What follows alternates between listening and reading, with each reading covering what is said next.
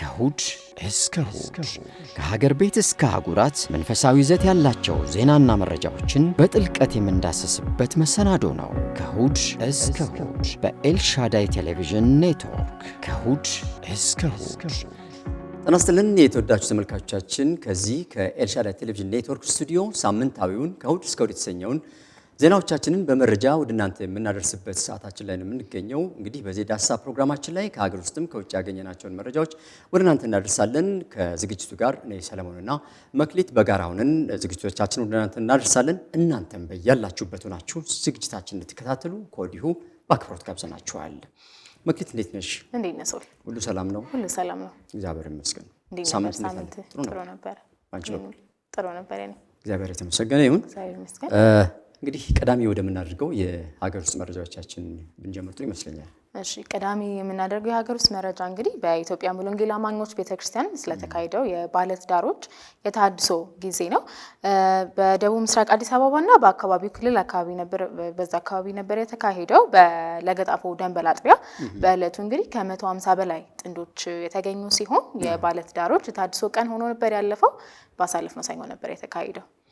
እንግዲህ በዚሁ የባለትዳሮች የተሃድሶ ጊዜ ማለት ነው የመርሃ ግብሩ ዋናው ዓላማ ወይም ታሳቢ ተደርጎ የተዘጋጀበት ምክንያት ምንድን ነው? ጥንዶቹ በጋብቻ አብረው የቆዩበትን ወይም ያሳለፉበትን ጊዜ የሚያስታውሱበት፣ የሚያስቡበት፣ ለእግዚአብሔር ምስጋናቸውን የሚያቀርቡበት፣ ቀጣዩንም ደግሞ የሕይወት ዘመናቸውን በተሃድሶ ወይም ደግሞ በመነቃቃት ማሳለፍ እንዲችሉ ከወዲሁ ቅድመ ዝግጅት የሚያደርጉበት ጊዜ ነበረ። መክሊት እንግዲህ በእለቱም ደግሞ ዶክተር እንግዳ ፈረሳና ባለቤታቸው ዶክተር ቀበኔ ሁንዴሳ በጋብቻ ዙሪያ ትምህርት ሰጥተው ነበር ያለፉት። በዛ ትምህርቱም ላይም የተነሱት ዋና ሀሳቦች የነበሩት የጋብቻን መንፈሳዊ መጽሐፍ ቅዱሳዊ ዓላማው ምንድን ነው የሚለው ተነስቶ ነበረ። እንዲሁም የባልና የሚስት የጋራ ኃላፊነቶች ምንድን ናቸው፣ የግልና የጋራ ኃላፊነቶች ምንድን ናቸው የሚሉት ሀሳቦች ተነስተው ነበረ። እንዲሁም ደግሞ የጋብቻ ሂደት ላይ ሊያጋጥሙ የሚችሉ ተግዳሮቶችና መፍትሄዎቻቸው ውስጥ ደግሞ ምንድን ነው የሚሉትን ሀሳቦች እኒህ ሁለት ባለትዳሮች አስተምረው ነበር ያለፉት። ሌላው እንግዲህ በዚሁ መርሃ ግብር ላይ የነበረው ዝግጅት ምን ነበረ? በየፕሮግራሙ መሀል ያው አዝናኝ የሆኑ ምክር አዘል ጨዋታዎችም በመሀል ሲከናወኑ ተመልክተናል። እንዲሁም ደግሞ ከ40 ዓመት በላይ በምሳሌነት የቆዩ ባለትዳሮች ወይም ለነዚህ ጥንዶች የምስጋናና የእውቅና ሰርተፊኬት ተሰጥቶ ነበረ። እንዲሁም ደግሞ ካባ የማልበስ ስርዓትም ተካሂዶ ነበረ። ይህም እንግዲህ ጥሩ መነሳሳት፣ ጥሩ መነቃቃት ይፈጥርላቸዋል ብለን ነው የምናስበው። እንግዲህ በቀጣይስ ሌላ ምን ነበረ? ሌላም ደግሞ ሁሉም ባልና ሚስቶች ወይም ደግሞ ሁሉም ባለትዳሮች በእለቱ የተገኙትን እጅ ለእጃቸው ተያይዘው እየተያዩ እንዲደናነቁና ደግሞ ይቅርታም እንዲጠያየቁ ተደርጎ ነበረ። በነገራችን ላይ መክሊት ይህንን የጋብቻን ጉዳይ ስናነሳ በተነጻጻሪው ደግሞ ወይም በንጽጽር የፍቺም ጉዳይ መነሳቱ አይቀርም። በጣም ደስ ይላል። ለረጅም ጊዜ እንግዲህ 40 ዓመት ማለት ቀላል ጊዜ አይደለም። ለ40 ዓመት አብሮ ከዛም በላይ ሊሆን ይችላል በትዳር አብሮ መቆየት፣ በተለይም ደግሞ ልጆችን ወልዶ ከልጆች ጋር ከቤተሰብ ጋር አብሮ በእንደዚህ አይነት ሁኔታ መቆየት ብዙ ቻሌንጆችን ያው አሳልፈው ብዙ ውጣ ውረዶች አሉ። ያው ጋብቻ ትዳር አልጋ ባልጋ ላይሆን ይችላል እና እንደዚህ አይነት ሴሬሞኒ ላይ መታደም መገኘት በራሱ ትልቅ እንትን አለው፣ የሚሰጠው ነገር አንደምታ አለው። ምናልባት ግን እንደው ይህንን ስንመለከት ፍችንስ በተመለከተ እነዚህ ባለትዳሮች እንደው ምን ያህል በለስ ቢቀናቸው ነው ወይስ እንደው በምን አይነት መታገዝ ታግዘው ነው ይህን ያህል ዓመት ቆይተው ዛሬ ላይ እንደነበረ እንዳማረባቸው ሕዝብ ፊት ቀርበው ጋብቻችንን አክብሩልን ሲሉ በጣም የሚገርም ነው። ምናልባት ግን እንደው በንጽጽር ስለ ፍቺ ብናነሳም ለምሳሌ በአፍሪካ ይህንን ጉዳይ በተመለከተ እኔም ትንሽ ሪሰርች ለማድረግ ሞክሬ ነበር። በአፍሪካ ብንመለከተው ለምሳሌ ሊቢያ በጣም የሚገርምሽ በፍቺ ብዛት በደረጃ አንደኛ ነች።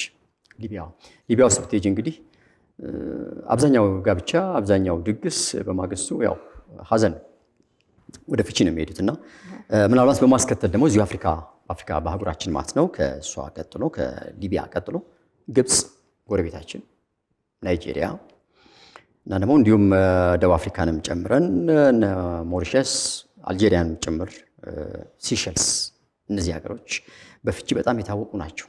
በተለይ ደግሞ የመጀመሪያውን ደረጃ የያዘችው ሊቢያ ነች። ሊቢያ ውስጥ በጣም ፍቺ ይበዛል። ሊቢያ ውስጥ ምናልባትም እንግዲህ ልክ አሁን የኢትዮጵያ ሙሉ ወንጌል እንዳዘጋጀችው አይነት ሴሬሞኒ በንጽጽር በሊቢያ ውስጥ ደግሞ የፍቺ የፍቺ ድባብ የሚታይበት ነው ማለት ነው። በአብዛኛው ባለትዳሮች በአብዛኛው ጥንዶች ቤት ውስጥ እንደዚህ አይነት አሳዛኝ የሆነ ክስተቶች ይከናወናሉ። እኔ ጋር ባለው መረጃ ደግሞ በኢትዮጵያና ደግሞ እንዲሁም ደግሞ በአዲስ አበባ ያለውን የፍቺ ሁኔታ ምንድን ነው የሚለውን በቁጥር በተደገፈ መረጃ ስናየው በኢትዮጵያ ውስጥ 45% የሚሆኑት የመጀመሪያ ጋብቻዎች በመጀመሪያ 30 ዓመታት ውስጥ በፍቺ ይፈርሳሉ ወይም ደግሞ በመጀመሪያ ባሉ 30 ዓመታት ውስጥ ነው የሚቆዩት። ከዛ ያልፎም እንዲሁም ደግሞ 2/3 የሚሆኑ ሴቶችም በትዳር የሚቆዩት 5 ዓመት እንደው በአማካይ 5 ዓመት ውስጥ ነው በትዳር የሚቆዩት። በአዲስ አበባ ያለውን ደግሞ ስናይ በ2018 ዓ.ም ወይም በያዝነው ዓመት ላይ በነበረው የመጀመሪያው 6 ወራት ብቻ ውስጥ ከ5800 በላይ ፍቺዎች ተመዝግበዋል። ኢኮ መክሊት ስንመለከተው በጣም ቀላል አይደለም። የቁጥሩ መብዛትና ማነስ ብቻ ሳይሆን እንደው ሲጀመር በመጽሐፍ ቅዱስም ስንመለከተው ከመጽሐፍ ቅዱስ ስናስተያይ ፍቺን እግዚአብሔር ይጠላል ነው የሚለው። ፍቺ እጅግ በጣም ያው ማለት የሚፈልግ አይደለም። በሰውም ዘንድ ቢሆን በእግዚአብሔርም ዘንድ እጅግ ያው እንደ አንድ እንትን ነው የሚቆጠረውና ምናልባት እኛ ሀገር ላይ ግን ጥሩ ይመስላል። ከአፍሪካ ካሉት ሀገሮች ጋር አንቺም እንደጠቀስሽው ስናመዛዝነው ስናስተያየው የተሻለ ይመስለኛል እኛ ጋር ያለው ስታቲስቲክሱ። ነገር ግን እንደዚህም ሆኖ እየጨመረ ነው። ባለፈው ዓመት ከነበረው 2017 ላይ ከነበረው የመጀመሪያ 6 ወራት ጋብቻ እንኳን ሲነጻጸር ወደ 54% ልዩነት አለው። ይህም ማለት ደግሞ ምንድነው በ2017 የመጀመሪያው 6 ወራት ላይ የነበሩት የተመዘገቡት ፍቺዎች ወደ 3700 ገደማ ነበሩ። በ2017 የዛሬ ዓመት ማለት ነው። ኤግዛክትሊ የዛሬ ዓመት ላይ ወደ 3700 የሚያክሉ ፍቺዎች ነበሩ የተመዘገቡት። ከዚህ ሀገር ጋር አሁን ላይ ካለው በንጽጽር ደግሞ ወደ 2000 ደረጃ ጨምሯል ማለት ነው። ቀላል አይደለም። ምናልባት ግን ምክንያት ይኖረዋል። ሰዎች ለምን ይፋታሉ ወደሚለው ስንሄድ ቅድም እንዳልነው እንዲህ አይነት ሴሬሞኒ ላይ ማለት 40ኛ 50ኛ ዓመት ባላቸው ላይ ደርሰው በክብር ከልጆቻቸው ጋር ከቤተሰቦቻቸው ጋር ብዙ ሕዝብ በተገኘበት ይህን የጋብቻ ክብረ በዓል ማክበሩን ሰዎች ጠልተውት አይመስለኝም። ግን እዛ እንዳይደርሱ የሚያደርጋቸው የተለያዩ ምክንያቶች በውስጥም በውጭም ሊኖሩ ይችላሉ። ምክንያቶቹ ዘርፈ ብዙ ናቸው። ምናልባት እኛ አሁን የፕሮግራማችን ላይፈቅድ ይችላል። ፕሮግራም ስላልሆነ ይሄ የመረጃን ስለሆነ እየሰጠን ያለ ነው ወደ ሌላ እንዳያስገባም ብዬ ነው። ምንድነው ኬዞች አሉ። ለምሳሌ ብዙ አይነት የሚነሱ ምክንያቶች አሉ። ሰዎች ወደው ላይሆን ይችላል የሚፋቱት። ያም ሆነ ግን እንግዲህ እግዚአብሔር ለጥንዶች ጸጋውን ያብዛላቸውና 40ና 50 ዓመታቸው ላይ ደርሰው ቀጣዮቹን ዜናዎች ደግሞ በወረፋ እንድንሰራ ያቀለስ ያደርሰናል። እንግዲህ መክሊት እንዳልሽ ነው። በዓለም ደረጃ ደግሞ እንደዚሁ የወጣ ስታቲስቲክስ አለ ፍቺን በተመለከተ። ቀዳሚ ሀገር ማልዲቭስ ባልሳሳት ማልዲቭስ ቀዳሚ ናት እሷ በዓለም ደረጃ። በነገራችን ላይ ደሴት ናት ወይስ እንደ ደሴት ነች? ብዙ ጊዜ ለመዝናናት ባለትዳሮችም ጥንዶችም ለመዝናናት የሚሄዱባት መዳረሻ ከተማ ናት። እንደዛ ለመዝናናት እየወጡ ሲመለሱ ተኳርፈው ነው ማለት ነው የሚመለሱት፣ ወይም ተጣልተው ነው የሚመለሱት ማለት ነው። ምክንያቱም አንቺ ስትይኝ ነው ለመዝናኛ ነው የሚወጡት ስላልሽኝ ነው። እንግዲህ ማልዲቭስን ተከትሎ ደግሞ እሷ በቀዳሚነት ትቀመጥ እንጂ ሩሲያ፣ ቤላሩስ፣ ካዛኪስታን፣ ዩኤስኤን በተለይ አሜሪካንን ጨምሮ አሜሪካ መቼም ከዚህ ውጭ መሆን አትችልም ከፍተኛ የፍቺ ቁጥር የሚያስመዘግቡ ሀገራት እንደሆኑ ነው መረጃዎች የሚያሳዩት። የሚገርመው ነገር ደግሞ ከነዚህ ሀገሮች አንጻር አነስተኛ ፍቺ ያላቸው ወይም ደግሞ አነስተኛ የፍቺ ቁጥር ያላቸው የሚባሉት ሀገሮች ህንድ፣ ስሪላንካ፣ ቪየትናም እና ፊሊፒንስ ናቸው። በተቃራኒው ደግሞ ማለት ነው። ስለዚህ ቢቻል ህንድ መኖሩ ይመረጣል ማለት ነው። ከተጋለ ጥንዶች ወደ ህንድ ቢሄዱ ረጅም ዘመን በደስታ በትዳር የመቆየት እድላቸው ሰፊ ነው ማለት ነው ይሆናል። እንግዲህ እሺ፣ ኢትዮጵያን ብዙ የምትታማ ግን አይመስለኝም። ጥሩ ነው። ወደ ሌላው ዜና እንተላለፍ። ሌላው መረጃችን እንግዲህ የአዲስ አበባ የሃይማኖት ተቋማት ጉባኤ ላይ ነው የሚያተኩረው። የአዲስ አበባ የሃይማኖት ተቋማት ጉባኤ ከአዲስ አበባ አመራር አካዳሚ ጋር በመተባበር የአመራር ክህሎት ስልጠና ሲያደርግ ቆይቷል። እንግዲህ ስልጠናው የቆየው መቼ ነው? ስልጠናው የተሰጠውስ እንዴት ነው የሚሉት እንደውም አያይዘን አንሳለን። ስልጠናው ለ3 ቀን የሚሰጥ ስልጠና ነው። ከየካቲት 24 እስከ 26 በያዝነው ዓመት በዚህ 2018 ዓ.ም ነበር ለ3 ቀን በተከታታይ ሲሰጥ የቆየ ስልጠና ነው። እንግዲህ ስልጠናው የተሰጠው ለሃይማኖት ተቋማት ጉባኤ አባል ቤተ እምነት መሪዎች ነው ማለት ነው። ለእነሱ ነበር ስልጠናው ሲሰጥ የነበረው።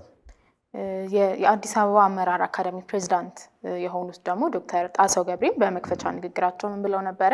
ስልጠናው የአመራሮች ክህሎትን በእውቀት ለማሳደግ የተዘጋጀ ነው የሚልን ሀሳብ አንስተው ነበረ የከፈቱት ዶክተር ጣሰው። በማስከተል ደግሞ የአዲስ አበባ የሃይማኖት ተቋማት ጉባኤ ዋና ጸሐፊ የሆኑት ያው መጋቢ ታምራት አበጋዝ ናቸው እንደሚታወቀው። እሳቸውም እንደዚሁ በዝግጅቱ ላይ በነበረው መርሃ ግብር ላይ ንግግር አድርገው ነበር። ምንድነው እሳቸው ያሉት? የሃይማኖት አባቶች መንፈሳዊ መመሪያ ሰጪዎች ብቻ ሳይሆኑ የማህበረሰብ ተስፋ ምንጮችም የሰላምም አምባሳደሮች ናቸው ብለዋል። አያይዘው ምንድነው ያሉት? የእናንተ አመራር ለሰላም አብሮነት ትውልድን በስነ ምግባር ለማነጽ ትልቅ አሻራ ጥሎ የሚያልፍ ይሆናል ሲሉ ተደምጠዋል። የአዲስ አበባ አመራር አካዳሚ የከተማ አመራር ልማት ዘርፍ ኃላፊ የሆኑት ዶክተር ተስፋዬ ኤባም ደግሞ ስልጠናው ሙሉ የአመራር ክህሎትን በመገንባት በተቋማት ውስጥ ያሉ ክፍተቶችን ለመሙላት የሚሰራ ነው ብለውም ነበር የተናገሩት። እንግዲህ መክሊት የአዲስ አበባ የሃይማኖት ተቋማት ጉባኤን ከአዲስ አበባ አመራር አካዳሚ ጋር በመተባበር ያዘጋጀውን በተለይ አመራር ክህሎትን በተመለከተ ያዘጋጀውን ስልጠና በዚህ ቋጫውና ወደ ሌላው መረጃችን እንተላለፍ። ሌላው እጃችን ላይ ያለው መረጃ ምንድነው? እዚሁ አዲስ አበባችን ላይ የእንጦጦ ወንጌላዊት መካነ ኢየሱስ ቤተክርስቲያን ተማሪዎችን ያስመርቃለች፣ በስነ መለኮት ማለት ነው። ስልጠናው ከዚህ በፊት ይካሄድ የነበረው በሰርተፍኬት ሲሆን ነገር ግን የአሁኑን የመጀመሪያ የሚያደርገው ያስተማራቸውን ተማሪዎች በዲፕሎማ ነበር ያስመረቃቸው። ያሰለጠናቸውን ተማሪዎች በትምህርት የቆዩት ወደ 3 ዓመት ገደማ ነው። በዚሁም የተመረቁት 23 ተማሪዎች ነበሩ። እንግዲህ በዚህ በስልጠናው በምርቃት መርሃ ግብሩ ላይ እነማን ተገኙ የሚለው ቢነሳ የኮሌጁ የቦርድ አባላት ተገኝተዋል። ጥሪ የተደረገላቸው እንግዶችም ተገኝተው ነበር። እንዲሁም ደግሞ የተመራቂዎች ቤተሰቦችና ወዳጅ ዘመዶቻቸው ጭምር በተገኙበት ነበር የምርቃት በዓሉ ሲከናወን የነበረው። የኮሌጁ የቦርድ ጸሐፊ የሆኑት አቶ ደረጀ አድማሱም ደግሞ እንደተናገሩት ኮሌጁ በዲፕሎማ መርሃ ግብር ተማሪዎችን ለ3 ዙር ያህል የተቀበለ ሲሆን በዚህ የትምህርት መርሃ ግብርም ሲያስመርቅ የመጀመሪያው ነው ብለዋል። ይህም ደግሞ ተቋሙ የትምህርት ጥራቱንና ደረጃውን በማሳደግ ዘርፍ እያደረገ ያለውን ጥረትም ያሳያል ብለው ነበር የተናገሩት። ጥሩ እንግዲህ የኮሌጁ የቦርድ ሰብሳቢ የሆኑት ደግሞ መምህርት ሰብለ ወንጌል ናቸው። እሳቸው ደግሞ ምንድን ያሉት በዚሁ የምረቃ ስነስርዓት ላይ ኮሌጁ ተደራሽነቱን ለማስፋት በርቀት ትምህርት ስልጠና ለመጀመር ዝግጅት እያደረገ መሆኑን እንዲሁ ገልጸዋል ማለት ነው። እስካሁን በእርግጥ የዲስታንስ የርቀት ትምህርትን አልጀመረም። ከዚህ በኋላ ግን በርቀት ትምህርትም እንዲሁ ሰልጣኞችን ለማሰልጠን ኮሌጁ ዝግጅት እያደረገ መሆኑን ነው ወይዘሪት ሰብለ ወንጌል ይፋ ያደረጉት። በምርቃት መርሃ ግብሩ እንግዲህ በትምህርት ደረጃቸው ከ1ኛ እስከ 3ኛ ለወጡ ሰልጣኞች ወይም ደግሞ የማዕረግ ተመራቂዎች የመጀመሪያ ዲግሪያቸውን የሚማሩበት ነፃ የትምህርት እድልም ተበርክቶላቸዋል። ይህ ቀላል ነገር አይደለም። ጥሩ እድል ነው፣ ጥሩ ቻንስ ነው። ተማሪዎች ግን ይህንን አንቺ እንዳልሽው አሁን ይህንን ያገኙትን ነፃ የትምህርት እድል በመጠቀም ደስተኛነታቸውን ገልጸው ነበር። ምንድን ነው ያሉት? በቆይታችን ደስተኛ እንደነበርን ካሉ በኋላ ይህንን ነፃ የትምህርት እድል ማግኘታችን ለተጨማሪ ስኬት ይበልጥ እንድንጠቀምበትና እንድንተጋ ያስችለናል ብለው ይህን እድል ለሰጣቸው ተቋም ለአመራሮችም ጭምር ደስታቸውን ሲገልጹ ተስተውለዋል። እንግዲህ ሶል ከሀገር ውስጥ የሰበሰብናቸው መረጃዎች እነዚህ ነበሩ። እስቲ ደግሞ ወደ ውጭ ወደ መረጥነው መረጃ እንለፍ። የተወዳጁ ተመልካቾቻችን ስትከታተሉት የቆያችሁት የሚከታተላችሁት ያለው ከእሑድ እስከ እሑድ የተሰኘውን ሳምንታዊውን መረጃዎችን በዳሰሳ መልክ ወደ እናንተ የምናደርስበት ፕሮግራማችን ላይ ነው የምትገኙት። እንግዲህ ከሀገር ውስጥ ደግሞ መለስ ብለን ከውጭ ወዳገኘነው ዜና እንሻገራለን። አሁንም አብራችሁ እንድትቆዩ እንጋብዛችኋለን። ከውጭ ወዳገኘነው ዜና በዲጂታል የመጽሐፍ ቅዱስ ተሳትፎ አፍሪካ ካሉት 7 አህጉራት እንግዲህ አንዱ መሆኗ ይታወቃል። የሚገርም ነው። ፈጣን የእድገት ደረጃ ላይ ትገኛለች ይላል። በነገራችን ላይ እንዲህ አንዳንድ የውጭ መረጃዎችን ስመለከት ሀገራችንን ኢትዮጵያን ጨምሮ አፍሪካን የሚነካ ዜና ያው አህጉር አይደለች፣ ጎረቤትሽ ያው ሲነካ ትነካለች፣ ጎረቤትሽ ሰላም ሲሆን ሰላም ትሆኛለሽ አይደል? እና እንዲሁ አፍሪካ ላይ ጥሩ ነገር ጥሩ መረጃዎች ሲያጋጥሙን ከዛም ኢትዮጵያም ላይ እንደዚሁ ደስ ይለኛል። ስለዚህ ያው አህጉራችን የኛም አህጉር ናት እና በዚህ በዲጂታል የመጽሐፍ ቅዱስ ተሳትፎዋ አፍሪካ የመጀመሪያ ደረጃ ላይ ትገኛለች ይላል ያገኘነው መረጃ። እንግዲህ ዩቨርዥን የሚባል አንድ ባይብል አፕ ወይም ደግሞ የመጽሐፍ ቅዱስ መተግበሪያ ነው። በአውሮፓም ባሉ አንዳንድ ሀገሮች ላይ ለማስፋፋት እቅድ ያለው መተግበሪያ ነው። ይህ መተግበሪያ ይሄ ዩቨርዥን ወይም ደግሞ bible.com በመባል ነው የሚታወቀው። ባይብል አፕ ወይም ደግሞ የመጽሐፍ ቅዱስ መተግበሪያ ነው። መጽሐፍ ቅዱስን በሞባይል የመጠቀሚያ ፕላትፎርም ወይም ደግሞ መንገድ ነው። በድምጽ፣ በጽሁፍ፣ በምስል የምናነብበት የምንሰማበት፣ በምስል በተደገፈ ደግሞ መጽሐፍ ቅዱስን ደግሞ የምናጠናበት ፕላትፎርም ነው። ምናልባት አሁን ያልሽው ዩቨርዥን የተባለው ይኸው ተቋም ቢሮውን በቅርቡ ናይሮቢ ኬንያ ላይ ከፍቷል። እዛ ቀደም ከናይሮቢ ሌሎች አውሮፓም ውስጥ እና ሌሎች ሀገራትም ላይ እንዲህ ቢሮዎች አሉት፣ እየተንቀሳቀሰ ነው የሚገኘው። ነገር ግን አሁን በቅርቡ በኬንያ ናይሮቢ ቢሮውን ከፍቶ የመጽሐፍ ቅዱስ አፕሊኬሽን ተጠቃሚዎችን ለማስፋፋት ለማጎልበት እየተንቀሳቀሰ ነው የሚገኘው። እንግዲህ ይሄው ዩቨርዥን የተባለው ተቋም አሁን በቅርብ ጊዜ ውስጥ በናይሮቢ ቢሮውን ከፍቶ እየሰራ ነው የሚገኘው። በናይሮቢ ያለውን ይህንኑ ቢሮ የከፈተው እንግዲህ በቅርቡ ሲሆን በብራዚል ቀደም ሲል ማለት ነው፣ በሜክሲኮም እንዲሁም ደግሞ በአውስትራሊያ ቀደም ሲል በእነዚህም ሀገራት ላይ ቢሮዎችን ከፍቶ እየሰራ መሆኑ የሚታወቀው። በተጨማሪ ደግሞ አሁን ከነዚህ ሀገሮች ወደ አፍሪካ በመምጣት ያው መጀመሪያ አሁን በኬንያ ላይ በቅርብ ቢሮውን ከፍቶ እየሰራ ነው ያለው። በዚህ ብቻ ግን የሚወሰን አይደለም። በቀጣይ በደቡብ አፍሪካና በሌሎችም የአፍሪካ ሀገራቶች ላይ እንግዲህ እያስፋፋ ይህንን የዲጂታል የመጽሐፍ ቅዱስ ፕላትፎርሞችን ሰዎች በስፋት እንዲጠቀሙ የሚያስችለውን ግንዛቤ ማስጨበጫ ፕሮግራሞች፣ ስራዎች እንደሚሰራ ነው የሚታወቀው። እንግዲህ ይህ ፕላትፎርምም በአውሮፓም አንዳንድ ሀገሮች ላይ የመስፋፋት እቅድ አለው ብለን ነበረ። በተለያዩ ቋንቋዎችም ይዘጋጃል። ከብዙ እንትኖችም አሉ፣ ተጠቃሚዎችም አሉ። እስቲ ይሄንን አንሳልን ከዚህ አንፃር ነገር አሁን እንዳልሹ ነው እንግዲህ ዩቨርዥን የተባለው bible.com በመባል ነው የሚታወቀው፣ ወይም ደግሞ የባይብል አፕ መተግበሪያ እንደማለት ነው። የመጽሐፍ ቅዱስ መተግበሪያ ነው። ያው በሞባይሎቻችን፣ በስማርትፎኖች፣ በአንድሮይድ ስልኮች፣ በአይፎኖች በተለያዩ እንትኖች የቴክኖሎጂ እንትን ላይ ይሰራል። እኛም እየተጠቀምንበት ነው ያለ ነው። ምንም አዲስ ነገር አይደለም። እንዳልሹ እንግዲህ በተለያዩ ቋንቋዎች ነው የሚዘጋጀው። እስካሁን በ2243 ቀላል ቁጥር አይደለም፣ 2243 የተለያዩ የዓለም ቋንቋዎች ተዘጋጅቷል። ይኸው መተግበሪያ በተለያዩ ሁሉንም አይነት ቋንቋ የሚያካትት ነው። ስራውን የጀመረው የሚገርምሽ ግን ከዛሬ 19 ዓመት በፊት በ2007 በፈረንጆቹ የዘመን ቀመር ማለት ነው። ያኔ ነው ስራ የተጀመረው። እስካሁን ድረስ እንግዲህ ያው እያደገ መጥቷል። እየሰራም እያደገም ነው ያለው ያው ተቋም ማለት ነው። ምናልባት ከ3000 በላይ የተለያዩ የባይብል ቨርዥኖች እንዳሉትም ይነገራል። እንግዲህ ይሄ ቨርዥን ስንል የመተግበሪያዎቹ አይነት ናቸው። በነገራችን ላይ ግን ተመልካቾቻችን ራሱ ዩቨርዥን ምንድን ነው የሚለውን ጥያቄ ሊያነሱ ይችላሉ። ለዚህ ምላሽ ምን ሰጥሩ ይመስለናል? ምን ትያለሽ?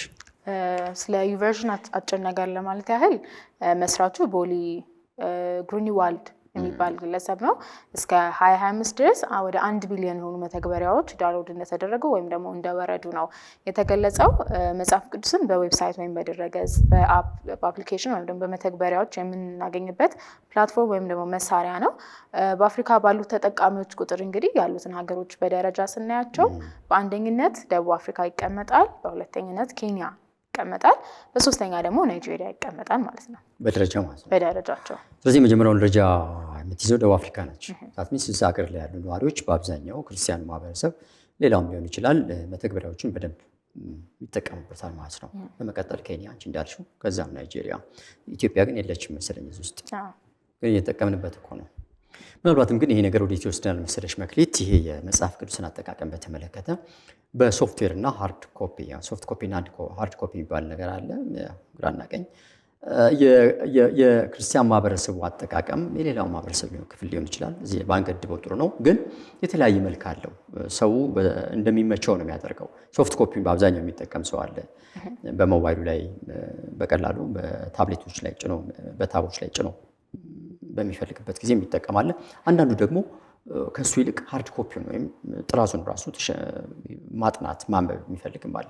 ኢቨን ፌ ብቻ ሳይሆን ወደ ቤተክርስቲያን ሰዎች በሚሄዱበት ጊዜ እንኳን አንዳንዶች አይተሽ ከሆነ እንደው እንደ ትዝብት መጽሐፍ ቅዱሳቸውን በደንብ በቃ በይፋ ይዘው ነው የሚሄዱት። ከቤት ጀምሮ ይዘው ነው ሲሄዱ ታያቸዋለሽ። አንዳንድ ጊዜ ደግሞ ሌሎች ደግሞ ከዚህ በተቃራኒ በሞባይሎቻቸው ላይ ባለው መተግበሪያ የሚጠቀሙም አሉ። ምናልባት ግን ያው ጥናት ባናደርግም ምክንያት ይኖራቸው እንዲህ አይነት ሰዎች ምናልባት መሸከም ወይም ጥራዙን ከመሸከም ቴክኖሎጂ በሰጠን እንትን እድል ተጠቅመን በቀላሉ መጠቀም ብንችል ትርፉ ምንድነው መሸከም ነው የሚል ወይም ደግሞ ከወጪም ከኮስት አንጻር ሊሆን ይችላል፣ ከእይታም አንጻር ሊሆን ይችላል። ብዙ እንትኖች አሉ፣ ዘርፈ ብዙ እንትኖች ይኖራሉ። በእርግጥ ያን ይመስላል። ምናልባት ግን እንደው ይሄን በተመለከተ የሃርድ ኮፒ እና የሶፍት ኮፒን አጠቃቀም በተመለከተ ምናልባት የሚያስከትለው ኢምፓክት ወይም ተጽዕኖዎች ይኖሩ ይሆን የሚለው ነገርም አለ። እሱ ላይ እንዴት ያለሽ አንቺ?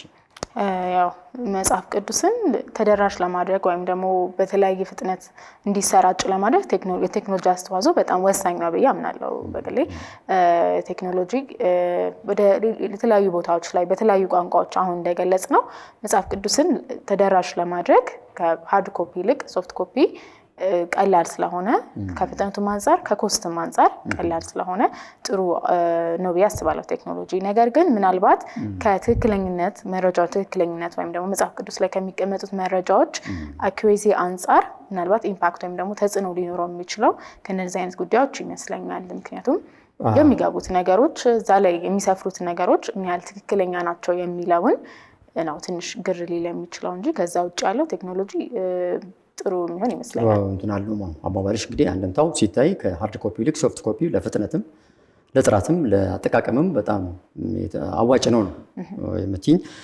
ምናልባትም ከዛ በተነጻጻሪ እንግዲህ ያለው ጋፕ ግን ምንድነው? በሚፈጠረው በዛ ጋፕ ውስጥ ያለው ሁለቱን ከመጠቀም መካከል የሚኖር ጋፕ አለ። በዛ ክፍተት ውስጥ ግን እንዳልሽው አኪዩሬሲነት አለ። ትክክለኛነቱ ምን ያህል ተአማኒ ነው? ምክንያቱም የሚጨመሩም የሚቀነሱም ሊኖሩ ስለሚችል ይህንን ደግሞ ኮንፈርም ማድረግ የሚችል ማረጋገጥ የሚችል የሰው ኃይል ምን ያህል ነው? ምን ያህል ማለት አብዛኛው ክርስቲያን ማህበረሰብ እዛ ውስጥ ገብቶ ሪሰርች ላይ ሰራ ይችላል። አሁን ከዛ ፍጥረት ጀምረሽ እስከ ራእይ ድረስ ያለው እንዳለ እንደወረደ መቀመጡን ወይም መቀነስ መጨመሩን ምን ያህል የትኛው ምን ያህል ጊዜ ወስደሽ ነው? ምን ያህል ጥናት አድርገሽ ነው ልደርሽበት የምትችው? ራሱን የቻለ ሪሰርች የሚያደርጉ ራሱን የቻለ ክትትል የሚያደርጉ ሰዎች ወይም አካል ከሌለ በስተቀር በተቋም ደረጃ ማለት ይቻላል። ስለዚህ እሱ ላይ አንዱ በጣም አጠራጣሪውና አወዛጋቢ ጉዳይ ዓለምንም አሁን ብዥታ ውስጥ እየከተታት ያለው ነገር አንዱ እሱ ይመስለኛል። አንዳንድ ብዥታዎችም እንደዚሁ ይሰማሉ አልፎ አልፎ አንዳንድ እንትኖች አፖችን እንዳትጠቀሙ የሚል የተወሰነ ምዕራፍ ላይ የተወሰነ ቃላት ምናምን ተቀንሷል ተጨምሯል የሚባል አባባሎች አሉ። ይሄም በራሱ አንድ ስጋት የሚጭር ነገር ነው። አሁን ደግሞ ኤአይ የሚባል ቴክኖሎጂ እንዳየሽው እንግዲህ ዓለምን ወደ ስጋትም እየከተታት ያለው እዚህም መንፈሳዊ ዓለም ውስጥም ገብቷል። ስለዚህ ከዛም አኳያ ደግሞ መጽሐፍ ቅዱስን ውስጥ ቃሉን ቃል በቃል ምን ያህል ሊቀይረው ይችላል፣ እንደወረደ ቃል በቃል ያለውን ምን ያህል እንትን ሊያደርግ ይችላል የሚል ዳይቨርስ ሊያደርገው ይችላል የሚል ስጋትም እንዲሁ አልፎ አልፎ አለ።